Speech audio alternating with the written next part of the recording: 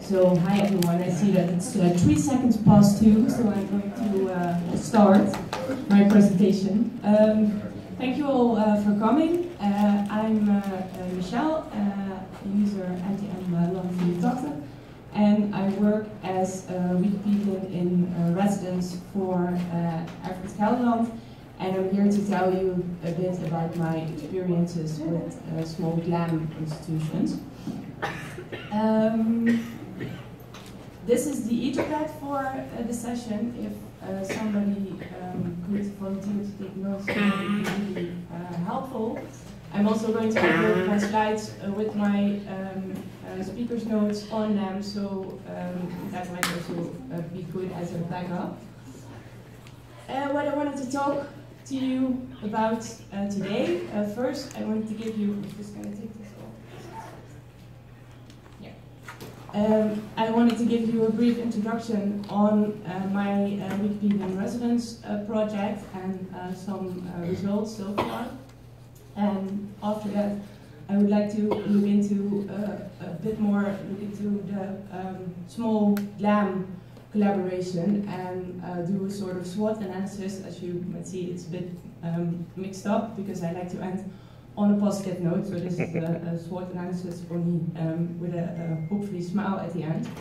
And at the end, I would like to really hear from you your experiences working with GLAMs, whether they are small or not, so I hope we can have a bit of a discussion and talk about topics.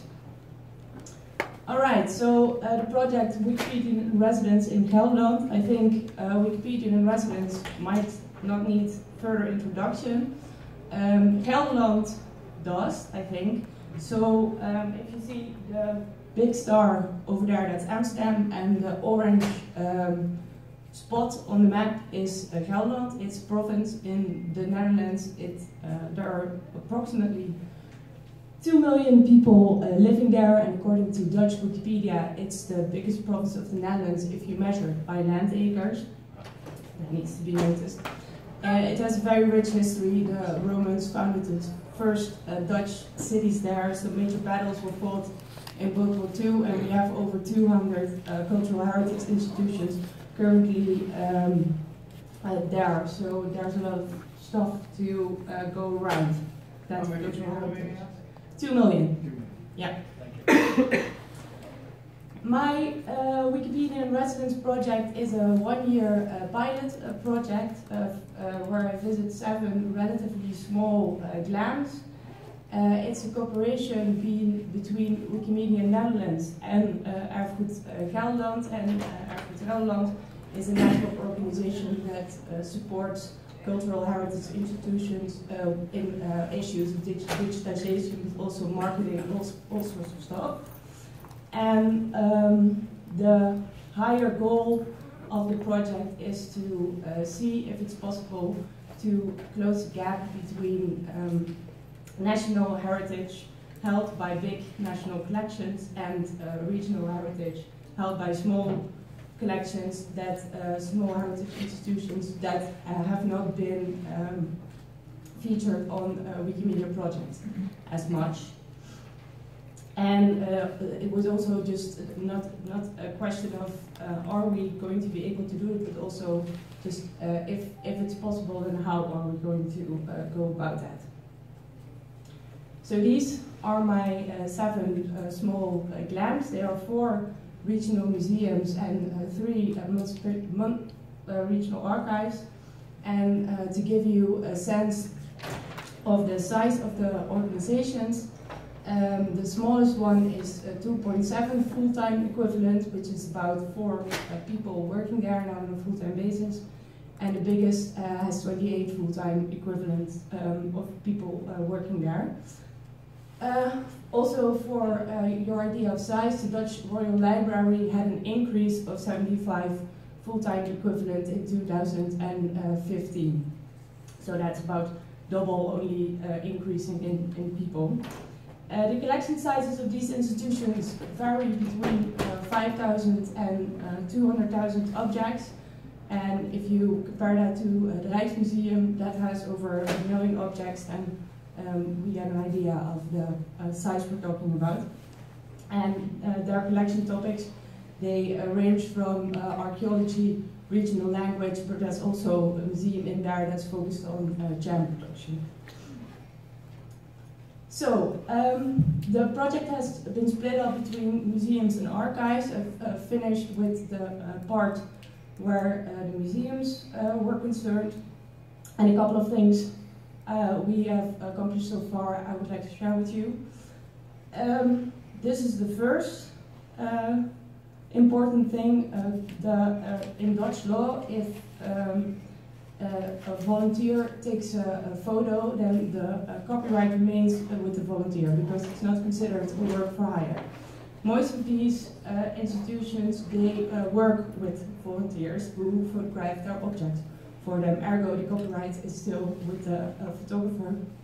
And we've managed to get those photographers to sign over their copyrights to the institution, so they are easily able to upload stuff to Commons because they are now the holders of the copyrights. And also there were some clauses added to the agreements made with volunteers, so in future it would be taken care of after they sign their agreement. Come in. We also hosted a series of Wikimedia workshops, and one of the ideas behind that was to share certain topics, like copyright, or how to share stuff on Wikidata, or how to organize an editathon. But another aim of these workshops was to get the people of the institutions that were involved in the projects to get together and share experiences. And this is really working out pretty well because they are really actively asking each other, oh, how did you go about this editathon? Can we email or give you a call about it? So this is a really great thing as a result of the project. There were 14 employees trained to independently upload images to Commons, either using the upload tool or Petipen, depending on their skill level, and also to provide images with the right license and certain templates necessary for the future structured data, stuff like that. And these are two of the volunteers, Amber and Amber in the upload process, so you can get a little glimpse of how that goes. And as a result of this training, various regional objects, I've counted them, there are 133 at the moment were uploaded to Wikimedia Commons. And this, of course, might not seem a big number, but they were added by the employees themselves, and this number grows steadily every month or so. So I think it's a really nice result to have. Moving on to the second part of this talk, the positive SWOT analysis of working with the small GLAM institutions. I wanted to sort of underline that I unfortunately do not hold the holy grail for working with small GLAM collaborations, but I wanted to give you a sort of insight on the Dutch situation. So I did do a little flashback of what we did in the Netherlands with in GLAM cooperation so far. The Dutch Wikimedia community has been collaborating with GLAM institutions since 2009, when the first Wikipedia in residence started at the Dutch Royal Library. And there are 4 big GLAM institutions. I compared my small GLAM institutions to. Start on the top right, that's the Dutch Royal Library. Then to the right of that is the Museum of National History in Naturalis. The colorful building in the right corner is the Institute of Sound and Vision, and to the left it's the Ethnological Museum, the Tropenmuseum, and they have all been contributing in different ways to platforms since 2009. Moving on to the sort of weaknesses or points of attention working with small GLAMs. The first one is well, the availability of project members. As I said before, most employees I've been working with in this project are volunteers, and they are around a limited time of a week, mostly just 1 day. And this makes the time available for working on the wiki projects very limited, because they also need to work on certain other important tasks. They have to keep the museum running on a day-to-day basis, for example, collection registration or photography. This was a real learning point for me during this project, and at the fall residency we did decide to mix things up a little bit. So I'm going to be staying with the archives 2 days a week with a 3-week interval, so they have more time to collect data and work on the project. Cat. Monday was cat day. There's supposed to be cats in every presentation, so there's the cat. The ICT skills of the staff I've been working with, they vary greatly. Sometimes you're lucky and you get real skilled programmers who can easily make their own tools to convert data into petty plan. That's amazing, but most of the time the ICT skill of the staff was actually rather low. So the wiki syntax is of course not the most user-friendly to learn, but if you also have to explain people how to work with Excel, or where the browser button is, or that the internet is, that Wikimedia is available on the internet 24/7, then that really sets back it really slows things down in the project. Another really important thing we didn't take into account at the start of the project is that the collection registration rate of these small GLAM institutions is really low compared to the bigger GLAMs. In all cases, part of the collection still needed to be photographed. In some cases, part of the collection still needed to be registered. And in one case, they didn't have a collection registration system. So we needed to collect all the metadata before uploading.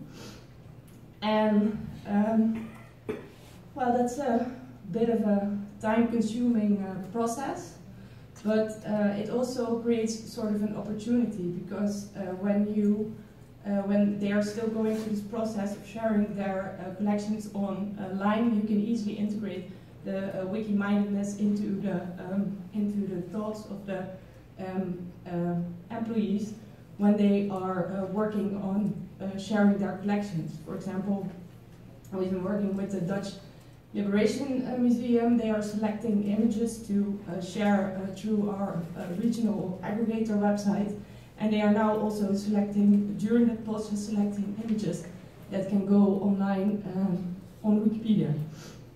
So that's a good, a good opportunity.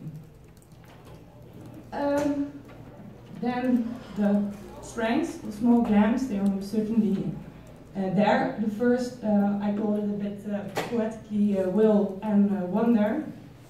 Regional collections, they hold really unique objects. For example, this piece of hair jewelry from the Iron Age that has not been published online ever yet, so that's really a great opportunity for us. And also Wikimania, working with Wikimedia projects is a really great step ahead for the small GLAMs, so they're really enthusiastic and they, they're just super amazed that they can share their stuff on Wikimedia, so it makes them really great to work with. Other really great thing about small GLAMs is that they have a relatively flat organizational structure. So that makes it very easy to talk to directors. You can just knock on their door and talk about them. Talk with them about sharing their stuff, and you don't have to go all the way up to the organization, make an appointment 3 weeks after, well, you know how it goes. So that's a nice point about them. This is also something that really amazed me. This is an editathon at the Jam Museum. Small GLAMs, they are really embedded in their communities. So they have really big groups of volunteers supporting them, friends of the museum surrounding them, and that makes it, for example, really easy to get copyrights transferred, and that would create an opportunity for sharing modern regional art. But also these communities can create groups of people with, I like to call it high Wikipedia potential, because these are historic associations or friends, and they really like, they're already sort of in the Wikipedia vibe, sort of. Yeah.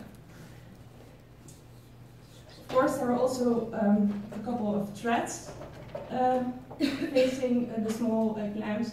The first, and I think the most important one, is always, of course, money. They have really none or little resources. Often hiring an intern can be troublesome for them. And second thing with this is that when they get funding, it's usually municipality funding, and they need to use it on projects that that are more visual and less technical. For example, organizing exhibitions or some educational program. This is also, of course, always a big thing with the big GLAMs, but because of the low collection registration rate with the small GLAMs and the few means allocated to them in general, I think this is more pressing thing for the small GLAMs. This is also, continuity is of course also an issue that big GLAMs are really struggling with, but small GLAMs, they are mostly depending on volunteers, and volunteers are just more likely to stop working at an institution for various reasons, and that threatens continuity a great deal. At big GLAMs you also of course have the risk of people changing jobs, but then you would have like time to train new staff. With small GLAMs it's often, okay, I got a new job, I'm going to leave, I'll see you, I'll be here tomorrow and then I'm gone. That's sort of how it works. Two opportunities I see for working with small GLAMs. First one is to join forces. Collaboration saves time, money and effort.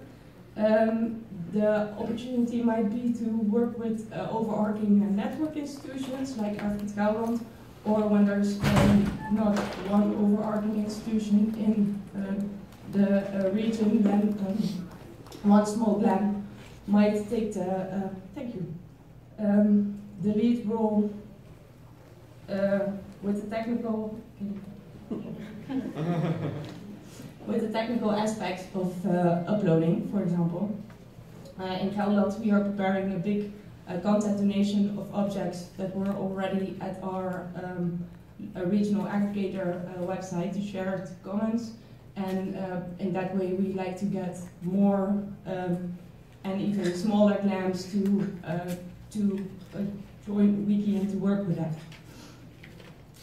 And the second part, in training staff with lower ICT level, it would help a great deal if they wouldn't have to go through the process of inputting wiki syntax or templates, and if that kind of stuff could have been automated. So that would be really great. So my hopes are very much vested in development of tools like GLAM-Pipe and PattyPen. And yeah, that's all I wanted to share with you today about the project. And I'm looking forward to hearing your questions and yeah, hearing your experiences with your work with GLAMs or without GLAMs, or just stuff you'd like to share. Thanks.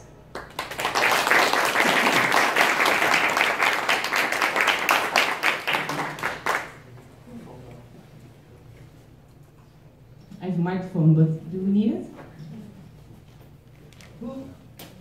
I have a question.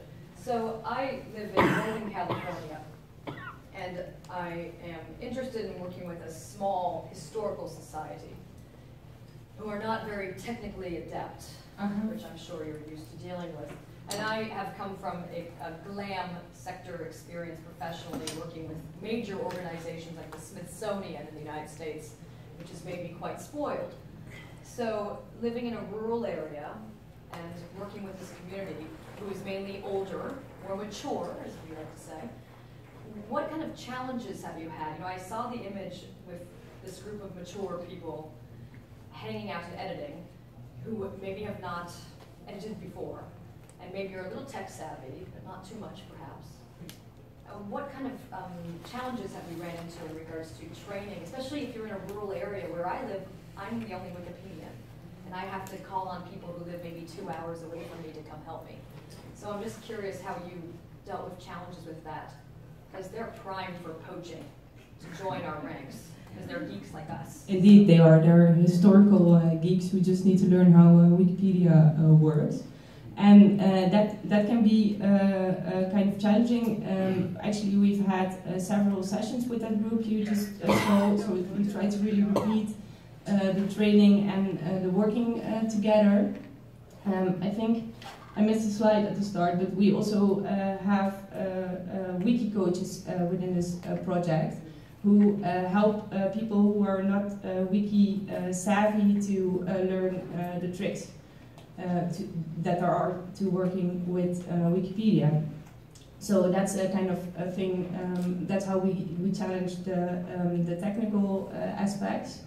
But also one thing you ran into, well, I ran into a couple of times, is that people, that you tell people that when they write for Wikipedia, other people are going to edit it and are going to add to it or going to delete stuff, and still when this happens, they get really frustrated and upset about this, and this is, yeah, this has caused some people to just drop out after the first training, but there were also a few of them still hanging in there, and they are really greatly helped by their wiki coach, who just explains to them, okay, this is how it works, and who also sticks up for them when they are debating their articles or yeah, things like that. Is the wiki coach a person from your chapter or your community, or is it somebody, a peer-to-peer? Like yeah, they're just Wikimedians who are living sort of in the area most of the time, and they can come by physically to well, to just be part of the meetings, but also just answer questions and point certain direction where people can't find stuff. And I have one more question. I'm sorry. So actually, I'm not sorry. And maybe I missed this. I apologize for coming in a little late. You mentioned just a minute ago that you had a regional aggregator Yeah. Did you put a link to that, or where is that, or what is that? You can Because I find. want to also do collaborations amongst these small. Okay, cool. It's on the project page, and I can send you the link. It's called Collectie Gelderland, and it's a sort of collection website for institutions that that aren't able to host their own online collection. Yeah. So that's what that is. Yeah. Thank you. What? Oh, I can speak really loud. I know, you've got two loudmouths in the row here. Right? Okay, I have to say, I really, really love the idea of working with small GLAMs. In fact, I love it so much I would like to invent a new term, micro GLAM. I like that. Yeah. Can you tell me about the smallest GLAM you have and what they did and how they reacted? The smallest GLAM I had was a Flipje and Betuwe Museum, which is the museum that has jam production as their main topic. Jam, like you put it on your sandwich. And they also have an archaeology department, and they also hold other stuff about industrialization in that area, because that was a big part of the jam production thing going on. So how we went about it there, because they had a collection registration team of 3 volunteers, elder or retired volunteers, and they were really functioning under the municipality, so they were a bit constrained by that. So what we basically did was do a little introduction of what Wikipedia was, what Wikimedia Commons was, and I just tried to teach them how to use the upload tool and make arrangements with them about how they were going to continue after the residency was finished. So what they are doing now is come together once a month, and they just sit together and they select images that they want to put on Commons, and they upload them. And what they're also doing, which I think is really great, they're hosting their own editathons. So they're working together with people from their historical association, and they just come in once every 2 months, and they sit together and they drink coffee and they write articles. So that's, yeah, so it's really great. It works for them, yeah, it works. Fantastic. Yeah. Thank you. You're welcome. So we have 5 more minutes. Yes. Yeah, I was wondering what kind of hurdles or difficulties you found to release the licenses, or you find some kind of.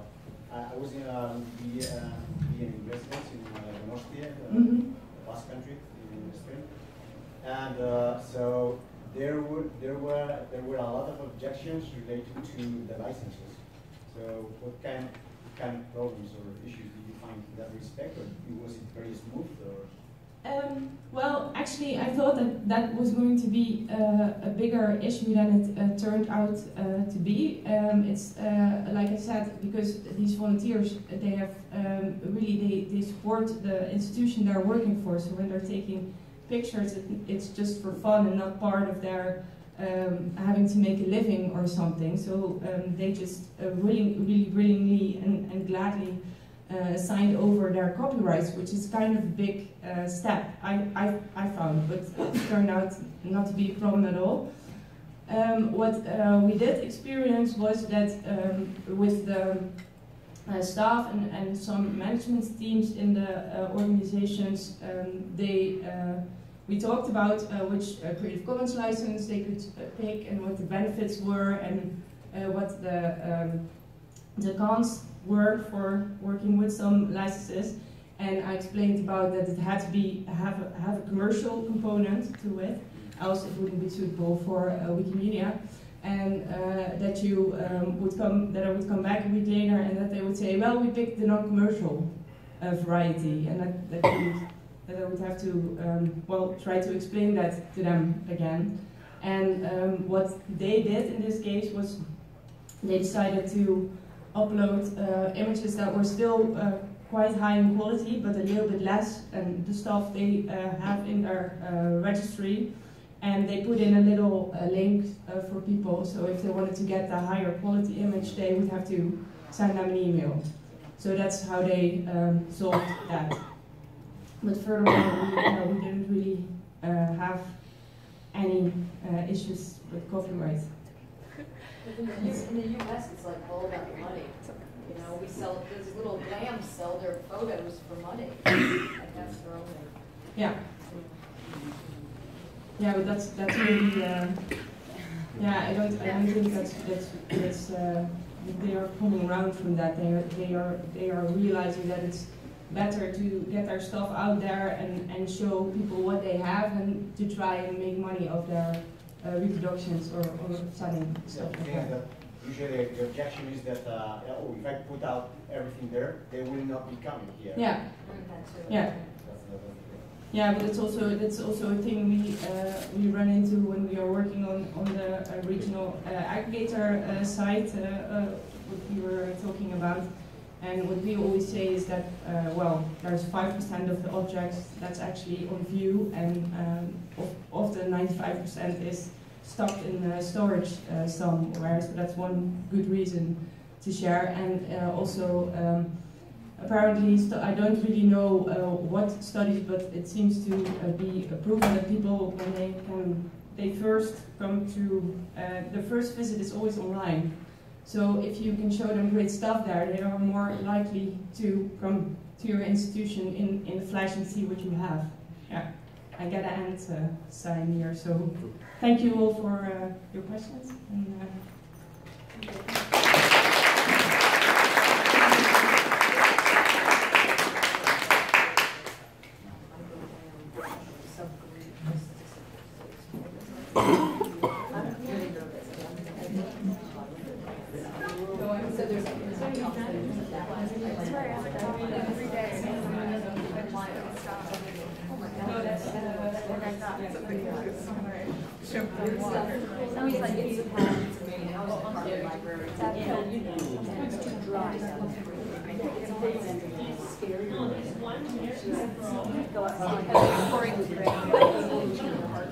Well, this morning it was raining. I sat. I had to close the bay window. I sat on the edge of the bay window to just look out at the rain. So it's pretty close. Oh, okay. She's always watching her stuff. I'm scarier about going to the historical society.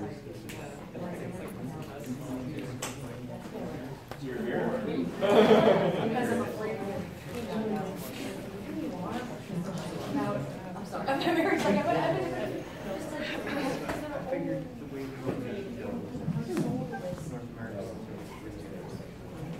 Good afternoon. So the objective of my presentation is to show you some of the work that I've been doing, but also I'd like to propose a different way of evaluating GLAM. So not everything is done yet. So it's more like launching an idea and see also your reaction. This is the link to the Etherpad. Is there anyone that can be so nice to take some notes, maybe?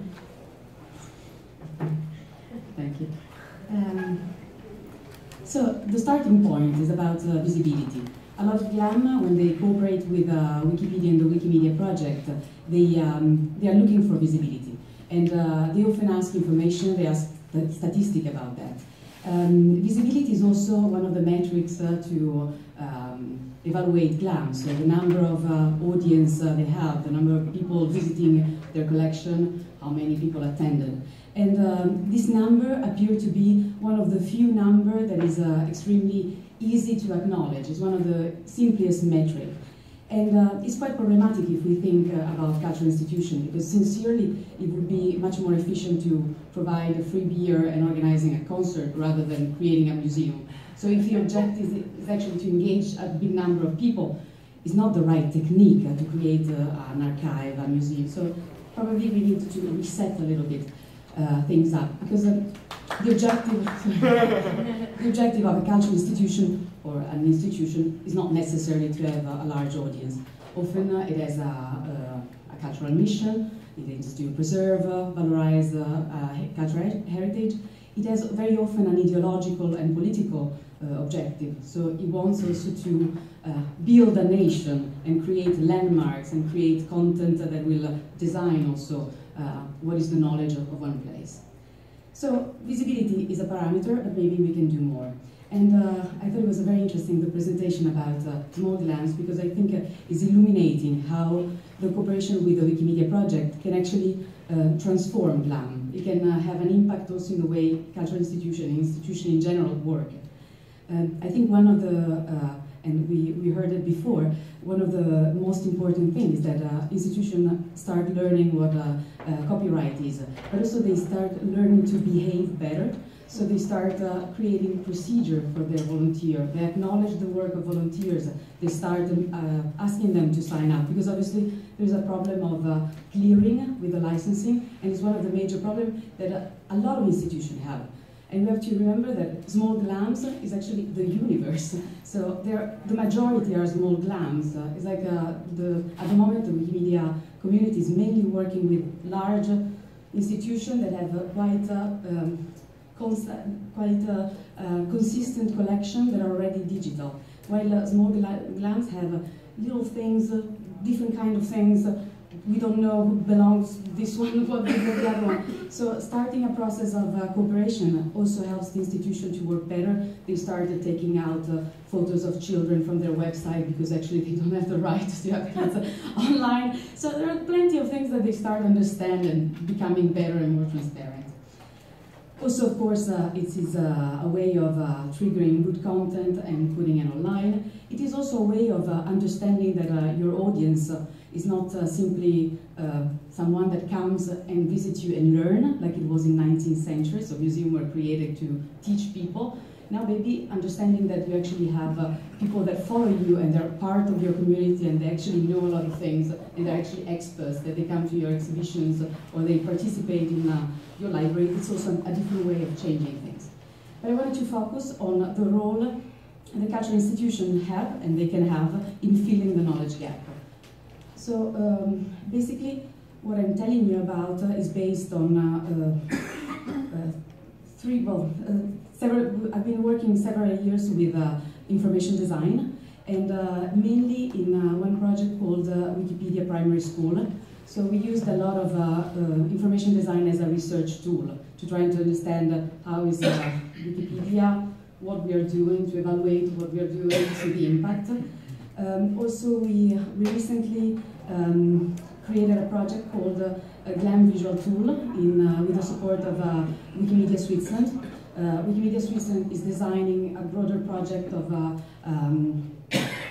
to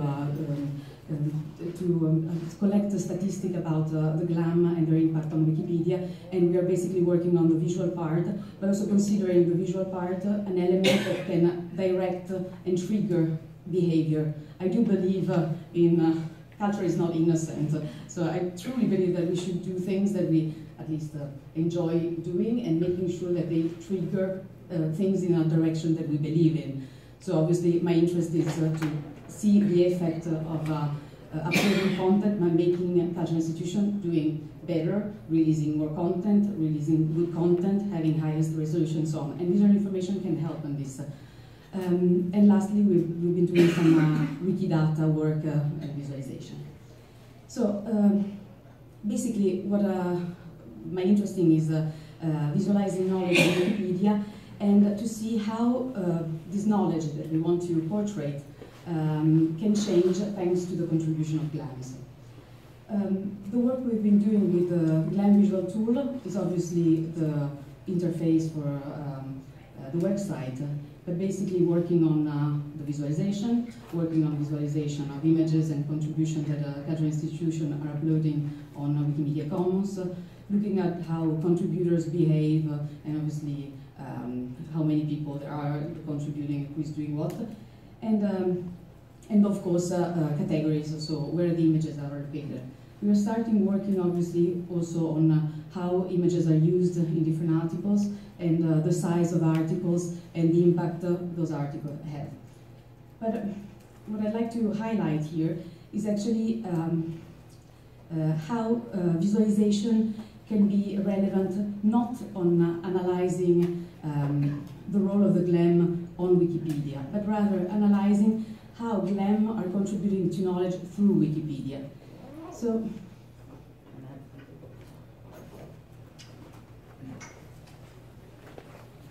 So one thing is really fascinating about Wikipedia is that we can actually look at it. We can make a selection of articles and see how those articles are present, if they're connected, what kind of categories there are. And in the project we did with Wikipedia Primary School, what we did was a selection of 200 articles that were relevant for our project. And we look at them at the beginning of the project, and then we look at them after we started contributing and improving the content. So basically what you have is that you really change the portrait of this content on Wikipedia.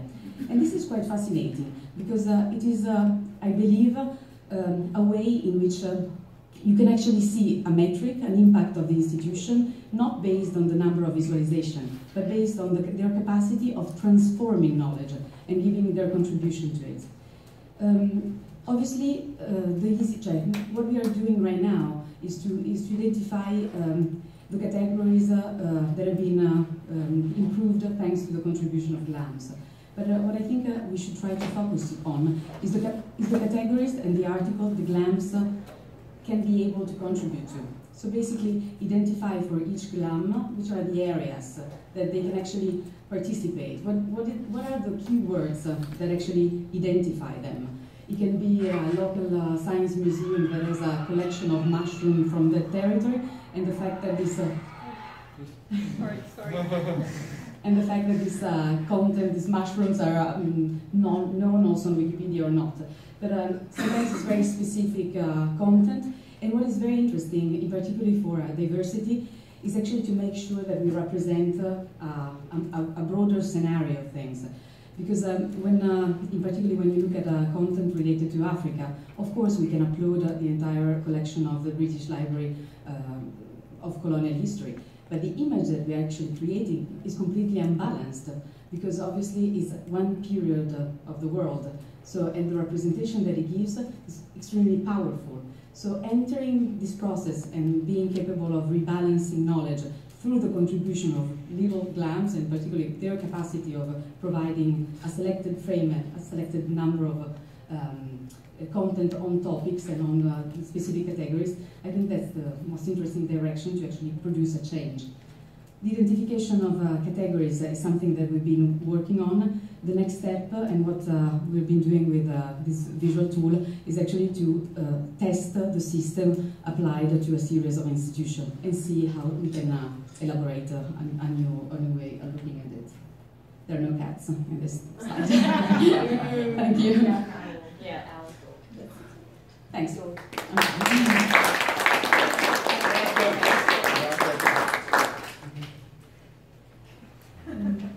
Yes, please. Do you want the microphone? I can be loud. So I've been talking off and on to your colleagues at Wikimedia Switzerland about how the process has come to this point, right? So as I understand it, you had working groups of GLAMs that wanted to understand their impact. And so they identified the stories they needed to tell, and then you're working with researchers to create sample visualizations, which you had there. What I'm having trouble understanding, and I would love your thoughts on, is where the development is and when the larger community can benefit from all this amazing work that's happened. See, no, it's not going this smoothly. Like reality never goes really straight. So what happened is I wanted to work on a visualization to evaluate GLAMs, and Wikimedia Switzerland wants to do a tool for statistics. And so we said, let's integrate also the visualization and the interactive design.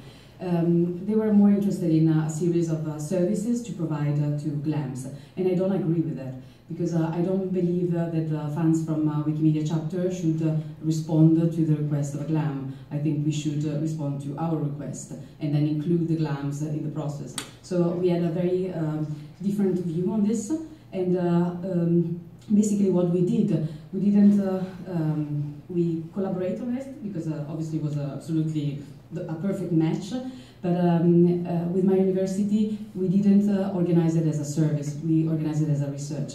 So we got support from Wikimedia Switzerland to develop a research project in which we do whatever we want, and we provide, obviously, documents and material that is useful for the website. But the two lines remain separate, because also, to me, I don't believe GLAMs know what they want. So to me, what they want is visibility. That's normally the easiest thing. So, and it's what actually they got as a reply.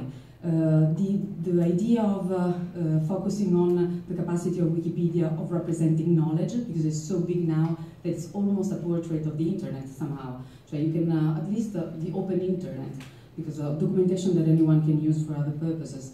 This is not something that GLAMs are thinking about. And also, for example,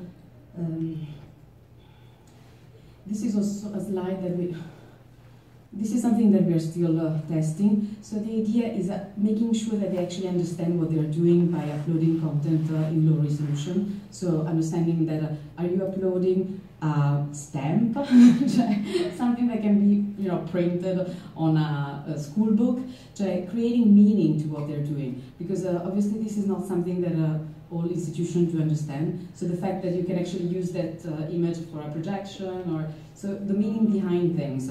Because I mean, Ronald Reagan achieved to have funds for nuclear weapon with visual information. It can be quite powerful. Right. So let's try also to manipulate in a positive way what GLAMs are doing to explain what is the use and reinforcing the collaboration in an efficient way. But also it's strange because some of the results were unexpected. You have high resolution images that are used less than low resolution images. It's probably because of the TIFF format that is not friendly. So there are problems of inclusion. So sometimes you also get a result and allows you to rethink and use them as an evaluation tool. So using JPEG rather than TIFF, or at least a version that is easier to use, increase the chances that images are used in the article and is more efficient, which is bizarre because it's contradictory to what we normally preach. We just did that. I'm sorry. I'm having a mic. See, now it's but we didn't know it. So checking, and obviously when you work on data, big data is obviously easier to do it this way. But I think, no, for the time frame, what we proposed, and is a PhD student in my university is working on it. Basically, we're going to take the ATH, the Polytechnic of Zurich, as a case study. So he will be doing a visual analysis of the results on a specific institution.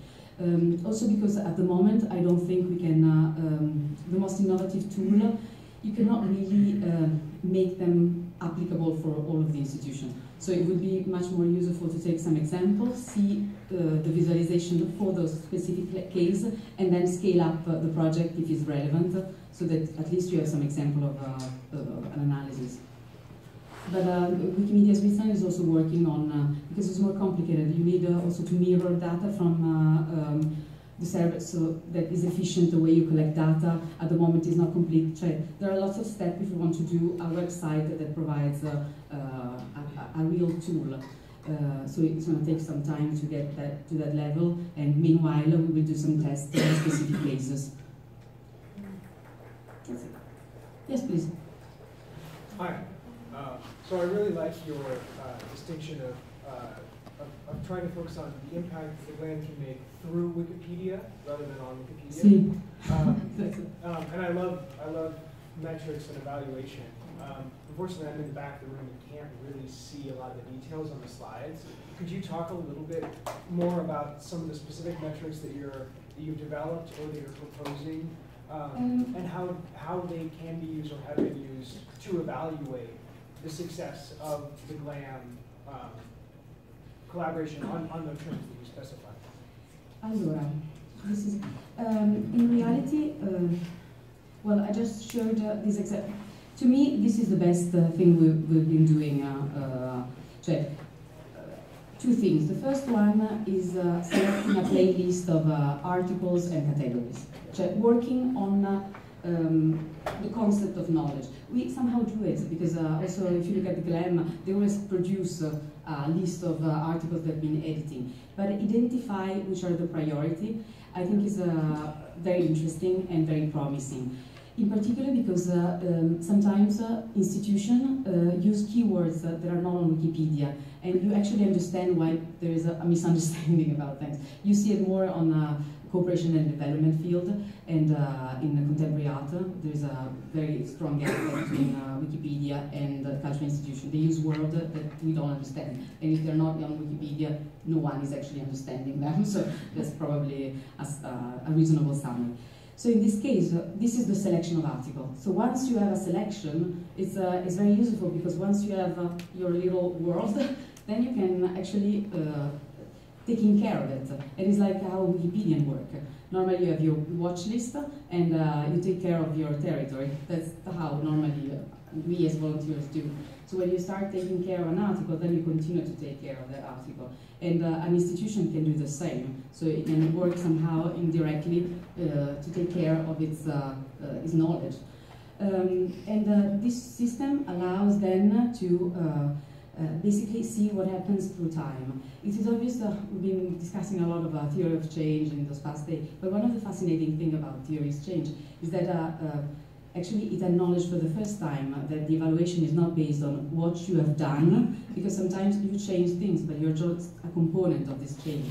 And so being part of it is like, it's also more dynamic and more open to evaluation. And I think visualizing a selected set of content, and in this case, this is doesn't have nothing to do with GLAMs. This is a selection of articles from the South African curriculum of primary school. So we went through the curriculum, we selected around 200 articles that talk about the topics of the curriculum in South Africa, in the primary school curriculum, and then we worked to improve those articles in different ways with reviews, with the intervention of the community, like using projects. So testing different methodology to how you can improve your set of content.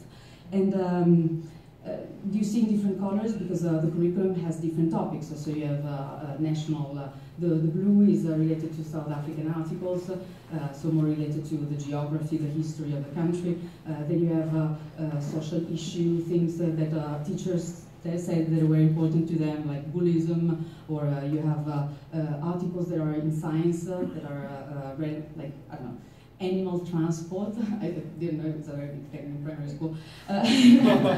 Different kind of fabric materials, those are topics. So we identify those in different colors to see more or less the topic. And then what happened through time? You increase the size of articles, you increase the number of articles, but what is significant is that you actually link the article better. So because it's really like, since you're taking care of them, you're starting putting internal and external link, you start connecting them, you start improving the general structure. It's very strange. I didn't know that it's like taking care of coloring better. Those just to give you an idea. This is related to content, but we used a lot of visualization. This is from the other project. I didn't, just to give you a quick idea. So for example, analyzing how articles are created through time, so to see if there are patterns, and comparing them through what we actually engage in, looking at how they are visualized through time, so with details, of course, on any of them. Looking at issue, no, this one is internal and external links. This is to see if there are, what is the kind of intervention articles have, so human bot, talk page. So this is a series of analysis that we could do on a set of articles. But I think the most interesting thing is really identify the set of articles, which is knowledge. So which is the knowledge you have? Let's see how is this knowledge on Wikipedia, and let's make sure that the two are combined and that someone is taking care of that knowledge also through time. And this is Esinolario. I'm sure you all heard about. Is there any other question? Or? Very straightforward question. Is this then, this application of yours is in the stage of research, or is it a finalized product? It's available, or? Allora, if you go on the presentation page, you find the slide. You find in the slide this one. You find all the website on Meta, where you find all the state. The project Wikipedia Primary School, which is the base of research we've been doing on the visualization, is over. I just sent 2 days ago the final report, so I'm done with that. I'm going to do some papers, and there are going to be some more material uploaded. But this is a project that is done. All the documentation is on Meta, documented there, and all the images, the infographic is used. It's on Wikimedia Commons with the possibility of seeing all the data and all the system we use, so it's open. And for the GLAM visual tool, the project at the moment, you see also the report and the description on Wikipedia. And basically, the status of the project, we have a report with the prototype that we made and the coding part. So this is the website. You find all the report, the documentation about it, the sources. You can see also the code that has been developed already. You only give. I use the photo to give you an idea of what is obviously the results. And so this is the same. We are developing a case study, as I was mentioning before, about the Polytechnic of Zurich. So Giovanni Profeta, who is the visual designer that made also this visualization, is doing part of his PhD on this specific project. So there will be a case study in, I think, 6 months about one specific institution. And we will probably proceed this way.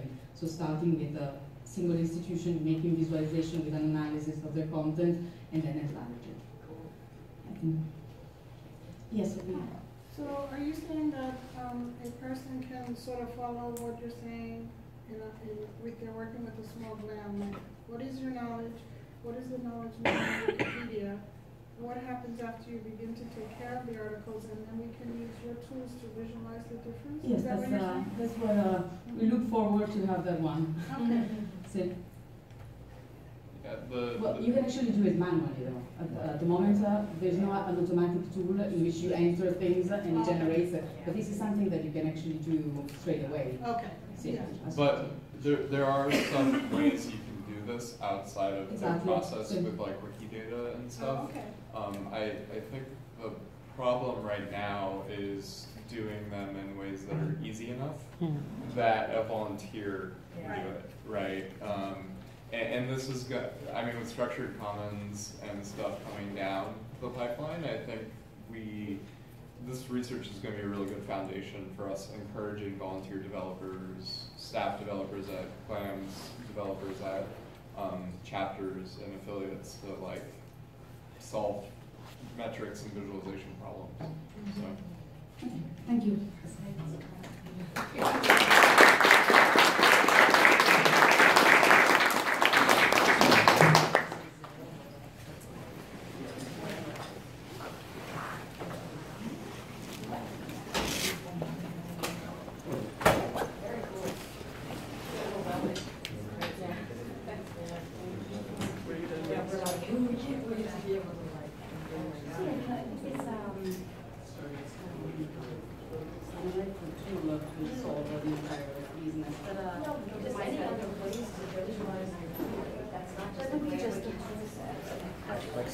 Hi. Nyaki. Oh, Yeah. That's me. Yeah. Nice to meet you. Yeah. Same. Yeah. I recognize you, but my friend from the Coast Government. Oh, okay. Thank you. So I have to know you already know. Yeah. We have like minority languages for my meetup. I'm so packed. I'm we should talk. With pleasure. I'm gonna grab my stuff. Follow her up. Yeah. The one. Good to see you. Wikimedia Music Group page? Yes, I signed up on it. Yeah. Oh, cool. Yeah. That was the meeting yesterday. Oh, yeah. Yeah, well, I might have a meeting with them tomorrow. Oh, yeah? Yeah. Oh. Do you know what time? Or? James.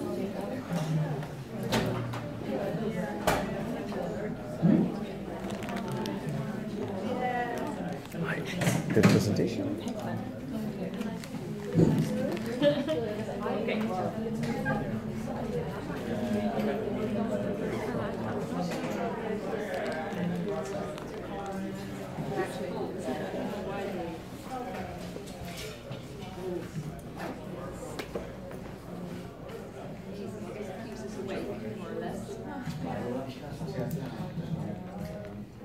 Are you from the UK?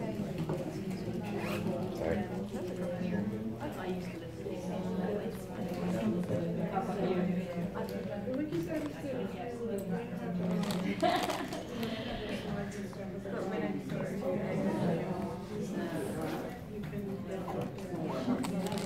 I find it cold too, like it's so cold. I don't know why. Disease of these hotels.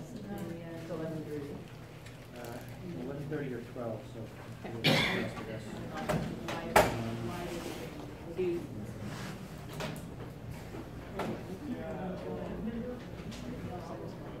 Let's say 11:30.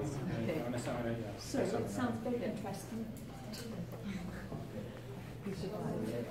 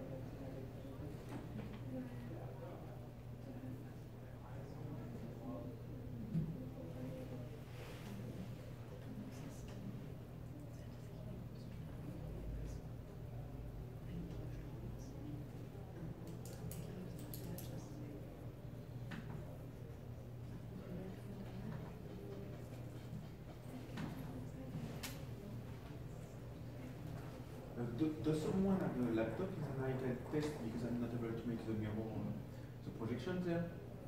So, yes, does someone have a laptop? On the that's not working. You're supposed to have someone.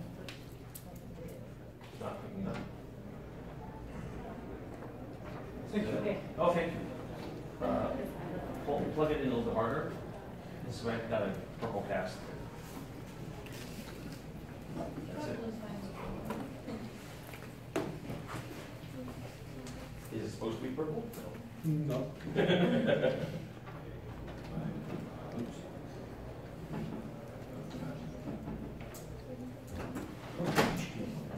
You don't want to just plug an HDMI drive then? No, this is my Oh, this will be better.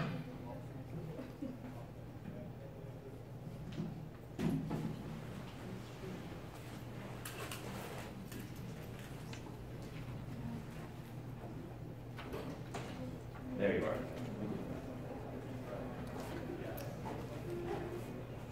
Okay, cool. So, hello everyone. Hello everyone. So I come from France, from Wikimedia France. I'm not part of the staff, I'm a volunteer.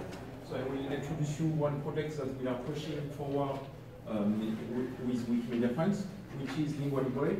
And the scope of this project is to record as many languages, especially words and sentences, for many languages in the, to the profit of the whole global netizen. So,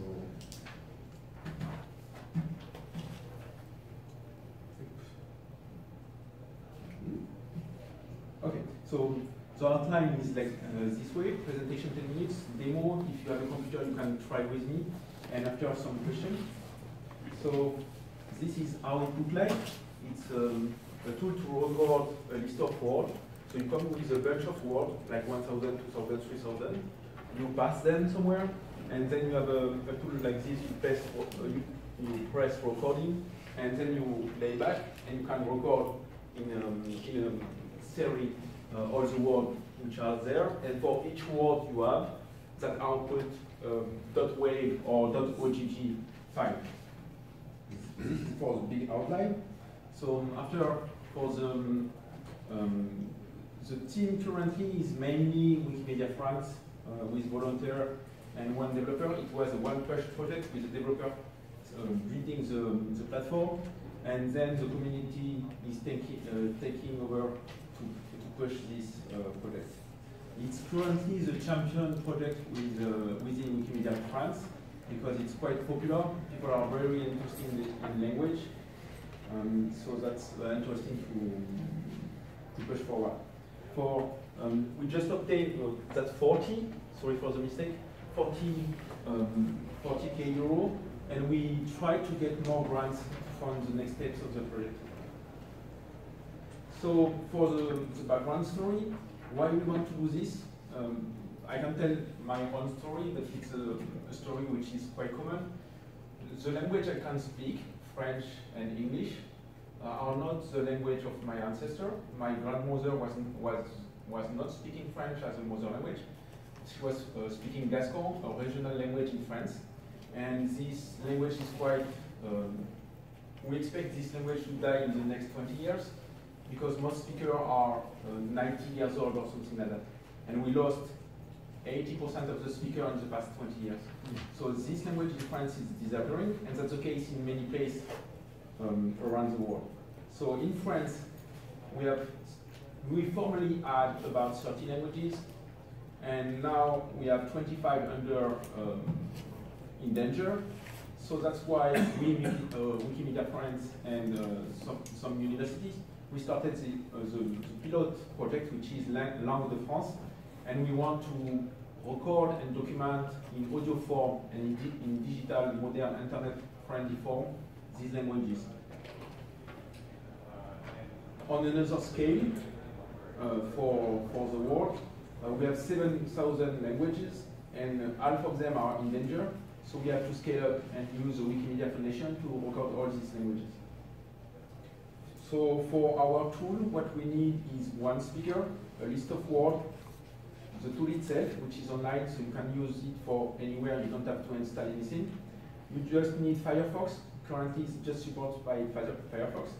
And then you can go and record. So one speaker, a list of items, words or sentences, and internet connection with Firefox. So for the project itself, we have several levels. We have the user, which is likely a Wikipedian, which he himself manages several speakers, because I can go to find my grandmother or my neighbor or other people, and each of these speakers can speak one or several languages. So you have 3 levels. You manage the account because you are tech-friendly. You have speakers, and so you go to their place and you record them. And these speakers can speak several languages, 3 levels. So again, this is the interface, user interface. So we have the user, the speaker, and within the speaker you can create languages and attach these languages to your speakers. So by example, I'm Hugo Lopez, and I create one speaker named Gandhi, which is from India, and the date of birth and other information, and I say he speak Hindi and he speak English. And then I can go to the studio, the recording studio. The user interface is in French, but the English translation is coming. And so I go to the, this is how you add the language, so you can add other languages. And then you go to the studio and you can record your list of words. And the basic idea with this is when you chain the recording, you can go fast.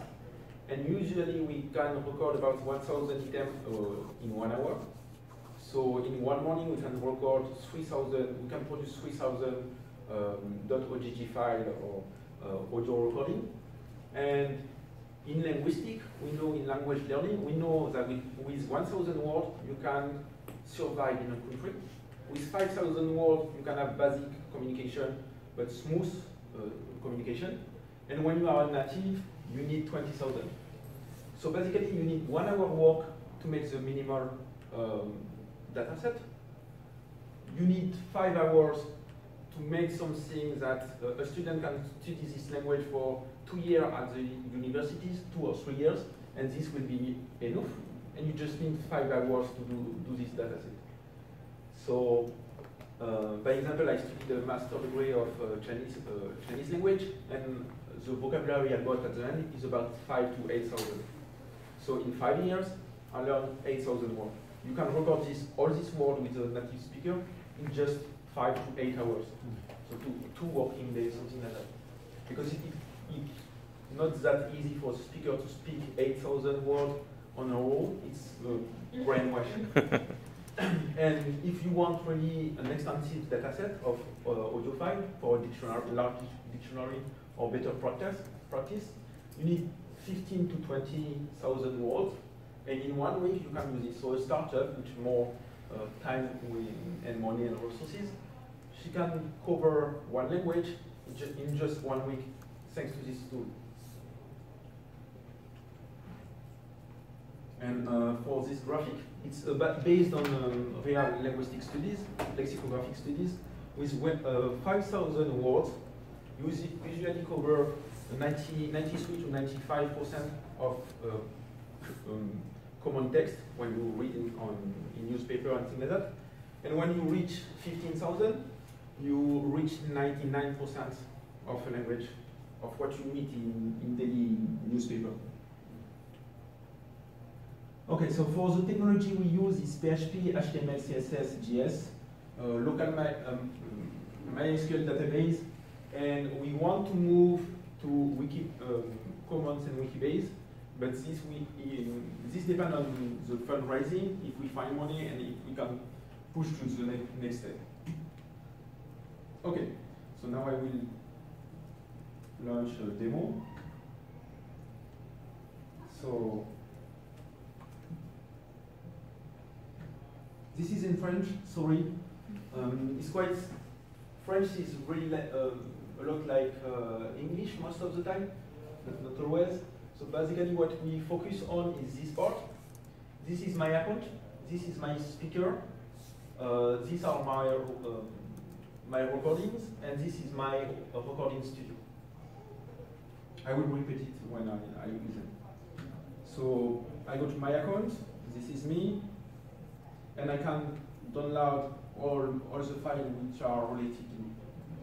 Then I go to my speaker. So I am myself a speaker for myself, and I manage several speakers, friends, who can record audio with me. So for Gandhi, I have some information about him, his name, his gender, because that affects his voice, where he grown up and where he learned his languages, his date of birth, the license agreement, and after I can add languages. So if I learn he speak Breton or other languages, I can add this language. I will not do it because Gandhi don't speak Breton. But he speaks Hindi and English, so I have these two languages. And then let's say that he is with me, so I go to the studio. You have to allow the microphone because Firefox doesn't allow them by default. And then actually I will go with myself locutor. Okay, this is speaker. I say I will make the session. So Lopez, you go, and I will use French and the Southwest variant, I'm from the southwest of France, so I have some accent, and this is also meaningful. So I have a list of words here. So you can come and pass your word. Okay? You have a big bunch of them. I say okay, and then I'm ready to go. So I will attack all this.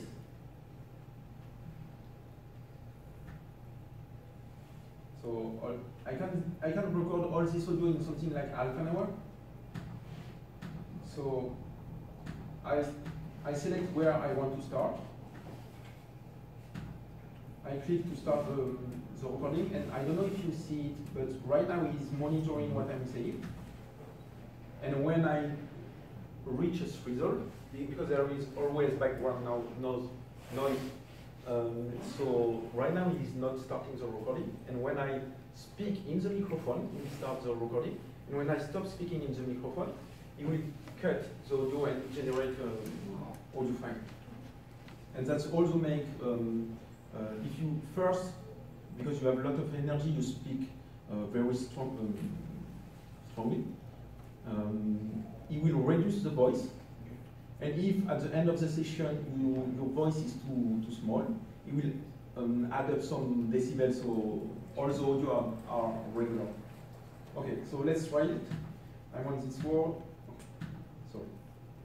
Angle, armoire, banc, bureau, bureau, cabinet, carreau, chaise, classe, clé, coin, couloir, dossier, eau, école, écriture, écriture, entrée, escalier, étagère, étude, extérieur, fenêtre, intérieur, lavabo, lecture, lit, lit, lit, marche, matelas, maternelle.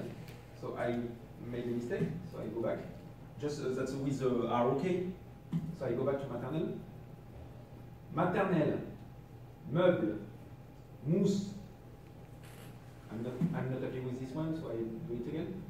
Mousse, mur, peluche, placard, plafond. Okay, you get it. So I can move forward and backward, so I can correct the ones who are not nice. We still plan to add some functionality, like to click on it and to play it to have a direct feedback.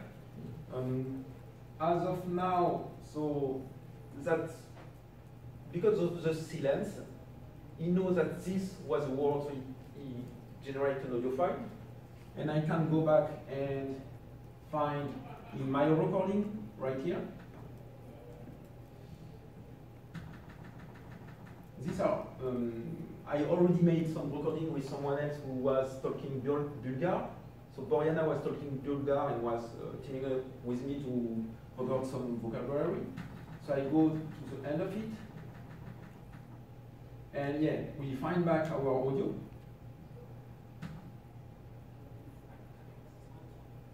Okay.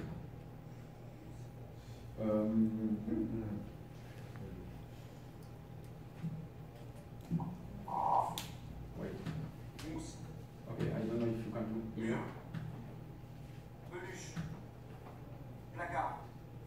Okay, you get the idea. And after this, we just added a functionality to download them all. So I go, I think it's there. Okay, here. So I can download all my file. I think it will take a little while.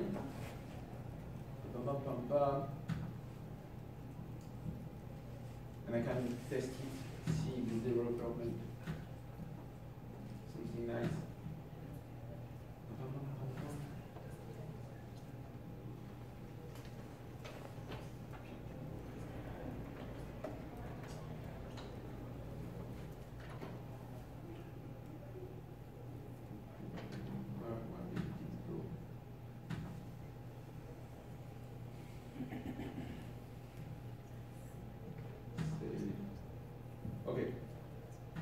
there it is.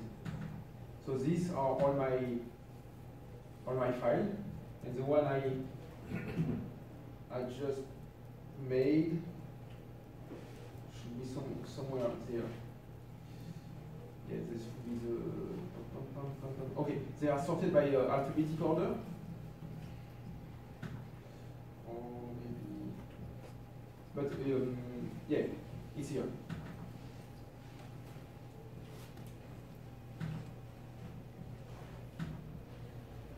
So you get it. So in 1 hour, you get back 1,000 files. You can download them and use them for yourself. So the idea is we tell teacher, you can use this tool, record your word, get back your audio, send them to your student, and this is the service we provide to the teacher, by example. But by the way, we keep this audio and we send them to Commons, so Wiktionary can use them. So we also have some template on Wiktionary who can detect if an audio with this language and this word exists. And so if there is a Wiktionary page with this word, you will find out there is an audio and you will add it to the page of Wiktionary. Automatically? Yes, so the template will do. So you just have to configure the template saying that if you have on command a file which is like FR8 for France, dash something, dash your word value, then you will integrate this to the page.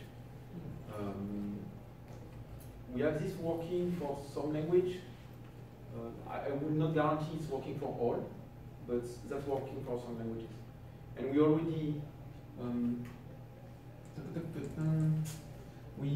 already sent audio to Wiktionary. Actually, there is something like 100,000 audio which were made by the former version of the software, which was on the computer, was not online. And for this version, we have something like 5 or 10,000 words.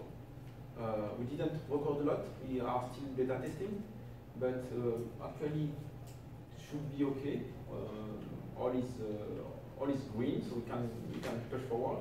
So if you are interested in language conservation, language learning, or even we have been thinking we can use this kind of things for text-to-speech production, because there are some systems who just need a list of text and the equivalent, the audio version, and then by machine learning they can generate text-to-speech systems. So that's the 3 ways we currently see for why to use this system. For language preservation, that's what we do in French with French local language. Language learning, I've been doing this myself for learning Chinese, and text-to-speech, but maybe there is other use for like Wiktionary, but that's kind of the same, that's language preservation and language learning. Okay, so this was for the demo. If you have some question. Yes. Thanks for the presentation. There's a huge potential on it. I'm very impressed. When you, I'm a linguist, so if you want to do, for example, a phonetic analysis of the word, I don't know, one of the French words you took, and I want to maybe compare different dialects in France, or maybe compare with, there was a person from Gaspésie, for example. Is there a way, either at your website or in Wikimedia Commons, that you can, for example, write down the word that you want to compare, and then it shows like all the different persons, like all the different regions? Okay, we don't have this now. Basically, what we do is provide the data, the raw data, audio data, and after, if there is a scientist who want to compare this, they have to build the comparison tool, but they will be able to download the 1,000 of audio, and then they have to build a web page or something like this, which can be kind of simple, and so they can have a web page to listing all the words which match your career. But this is someone else, something else. Sorry, it's possible, and I don't know. It's entering the scope of the current research, but maybe. We currently, I didn't talk about it, but we have a first collaboration with a university in France. So they gave us 40,000 euros, and we are looking for other partnership, mainly in France because the main team is in France. But I think this kind of project, you can just almost work into any big university in linguistics, telling them we have Wikimedia have this tool, and opening up a collaboration between Berkeley and Wikimedia San Francisco or something like that. That's just something to build more politically, and when you have the funding, you can make custom tools for your research. Another question? Oh. So I work with the indigenous community in British Columbia, and I think this tool is great. I mean, it would be, I could see people starting to use it next week. You know, I know a number of speakers that if it only takes, you know, a day to put in. Yes, five, yes. That's amazing. Yes. So how do you go and add a language? Or this will work for, you know, say we want to scope measure. Which language are you thinking about? Scope, well, there's 32 languages in BC, but I have connections in about 5 different languages. Okay, but that's local, very local language? It's a native language, indigenous language. Okay, okay. So basically for now we use ISO codes. Okay, so it needs a... Yeah, so if your language is in it, we can use this. And it's not automatic to add a language, but you write me an email and I can add a language. Okay. Within half an hour or something like that. Okay. And the main obstacle for this tool are not, we have the speaker, but we usually don't have the list of words. So we need speaker, and we need speaker who are able to sit down for one day. So either we pay them, or either they have an internal motivation for nationalistic reason, for preservation reason, or something like that. But we need a list of words. We cannot work if we don't have the list of words. And right now, this Wikimania, I'm collaborating with Wikimedia Canada to record words from the Attica-Meku. Oh, okay. But the trouble we have is we don't have words. We need a list of words. Yeah. And if we have the list, we can write a list, we can start working. So is it the community who create the words, or do you want them to translate exactly the same words? As you wish. Okay, so they can create their own... Yes, yes. We have a discussion about it, because some people say, okay, Lingua Libre, you give me a list in English, and we translate it. But if we do this, we are pressing the modern English way of thinking. And yeah, it's different. Like they're like étude or fenêtre. Like if you live in a tipi, you don't have a window. Yeah. and this is like the daily life in France, in Paris, in the 21st century. So I'm not super fan of this, but if they can get some work done, we don't need perfection. We need to move forward. So this is one way, and the other way that we do as of now is we ask the people to find lists by themselves and to come and to use it in the system. And we also have data mining for, but this is more for language learning. For the biggest language on Earth, we already have some frequency list, so that we can extract from the big Wikipedia or something like that. And then you do some natural language processing and you can get a list. But for local language like Native American and things like that, we don't have.